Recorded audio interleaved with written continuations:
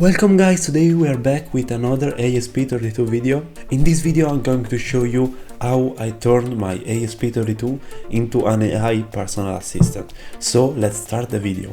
Before I explain the logic, I would like to tell you that this project started in the previous video, so check it out if you want more information. And maybe in the future I will be uploading future videos where I'm upgrading this project. Now let's see the logic and the communication in the project. Everything starts with the person in our fictional scenario will talk in the microphone until it will create 1 megabyte file audio. The microphone is a really common one and that works with E2S protocol. The microphone that is connected to our ESP32 will send this file audio to our PC with the HTTP communication that is possible because both the ESP and the PC are on the same Wi-Fi connection. If you don't know what is the local IP of the PC and the ESP, check out the router on your browser. You will find all the connection to your router and then you can see their local IP. Right now we have the file audio in our PC. The PC with a Python code that actually runs the HTTP server will generate a text with the file audio using a speech-to-text function. Then this speech-to-text function will be the prompt of a simple ChatGPT function that will generate a response, and then we're using a text-to-speech function. This file audio will be created with the properties that the A2DP connection wants. Now that we have the file audio, we are going to send it back to the ESP32 with the HTTP connection. And now our ESP has to provide this file audio to our person right here. And it will use our JBL and it will use the A2DP library. You can find it on GitHub. Now the JBL can play the file audio and so our person will hear the response that OpenAI choose for him. Before going to the code, I would like to say that the most critical step is to provide the file audio from the PC to the ESP32, because if the file audio is too big, there are quite a few problems. In this project I've used the SPI flash file system and this works only when the file audios are pretty small. And so in the future I would like to implement an SD slot that could run a lot bigger file audio. But now let's get to the code, because this project right here works but it has some limitation. This is how the ESP look. In one of the next videos I'm going to solder everything properly and I'm going to create a video dedicated for that. And in this video we're going only to cover how the code works and how the logics behind the code works. And at the end of the video I'm going to show you a demo that will actually works. Here I have the GitHub Repo that I've published on my GitHub, link in the description. As you can see, I've also uploaded a folder that contains these photos that I think that are actually useful when you are trying to configure your ESP.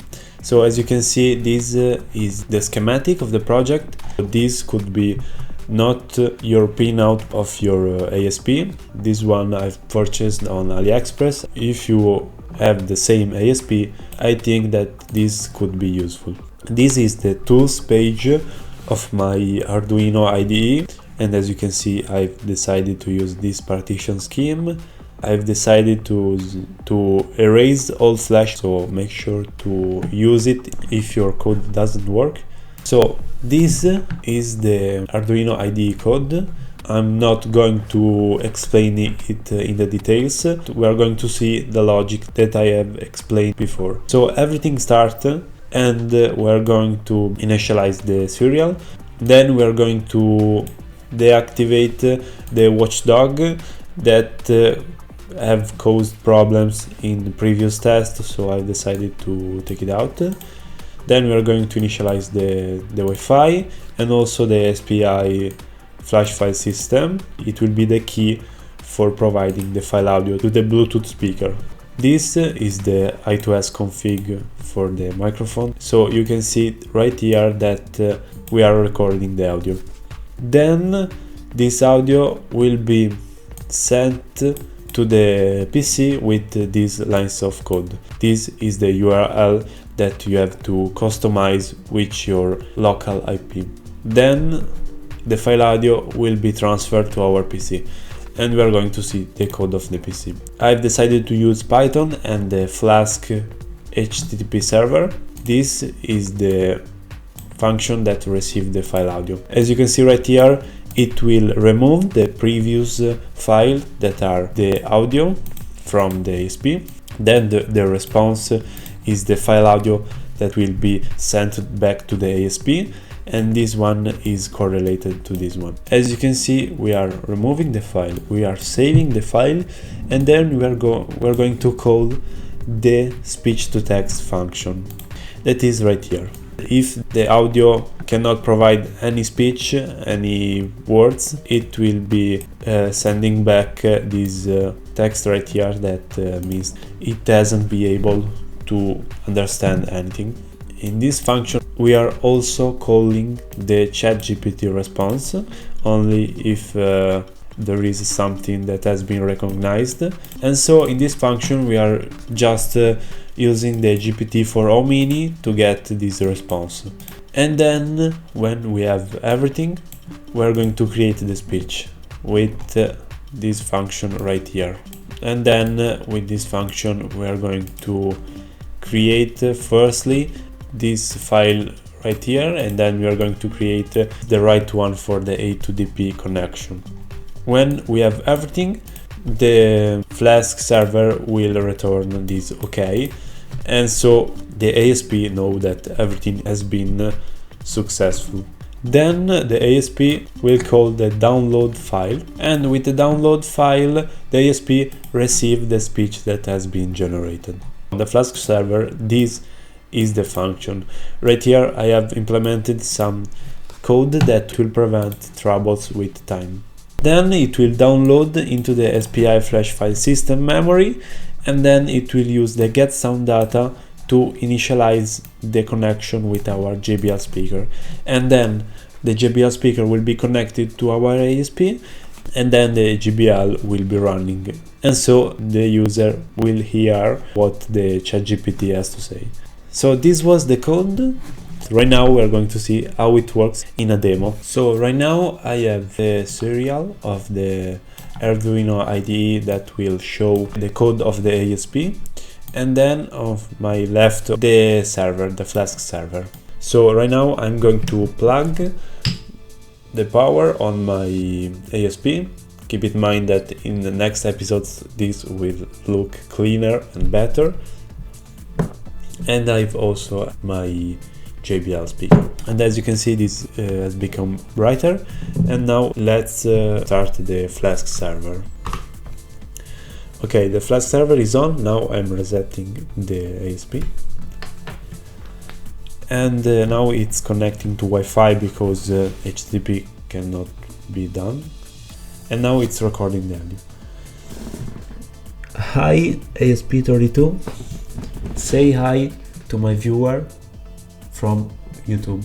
Okay, now that the recording is complete, I can now speak again.